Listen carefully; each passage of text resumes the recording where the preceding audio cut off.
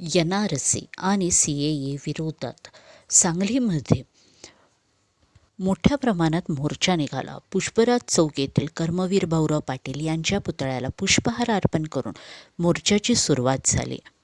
सांगलीमध्ये सर्वपक्षीय मोर्चा काढण्यात आला. संविधान संरक्षणाची हाक देत काढण्यात आलेल्या या मोर्चामध्ये जलसंपदा मंत्री जयंतराव पाटील, कृषी राज्यमंत्री विश्वजित कदम यांनीही रस्त्यावर उतरून केंद्र सरकार, NRC आणि CAA कायद्याला विरोध दर्शवला. राष्ट्रवादी काँग्रेस आणि काँग्रेसच्या आमदारासह विविध सामाजिक संघटना आणि नागरिकांनीही या मोर्चात सहभाग घेतला होता. NRC CAA रद्द करा या मागणीसाठी सांगली शहरातून हा मोर्चा निघाला. पुष्पराज चौक येथील कर्मवीर भाऊराव पाटील यांच्या पुतळ्याला पुष्पहार अर्पण करून या मोर्चाची सुरुवात झाली.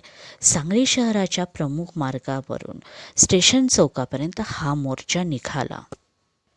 या मोर्चात राष्ट्रवादी काँग्रेसचे जलसंपदा मंत्री जयंतराव पाटील, कृषी व सहकार राज्यमंत्री विश्वजित कदम, माजी खासदार राजू शेट्टी, काँग्रेस आमदार विक्रम सावंत, राष्ट्रवादीचे आमदार सुमनताई पाटील यांच्यासह राष्ट्रवादी काँग्रेसचे नेते मोठ्या संख्येने उपस्थित होते.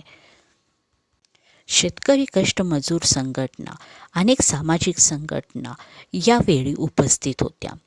विशेष करून मुस्लिम समाजातील महिलांची उपस्थिती ही लक्षणीय होती. दुपारच्या वेळी उन्हाची पर्वा न करता मुस्लिम महिला आणि तरुण या मोर्चामध्ये सहभागी झाले आले होते.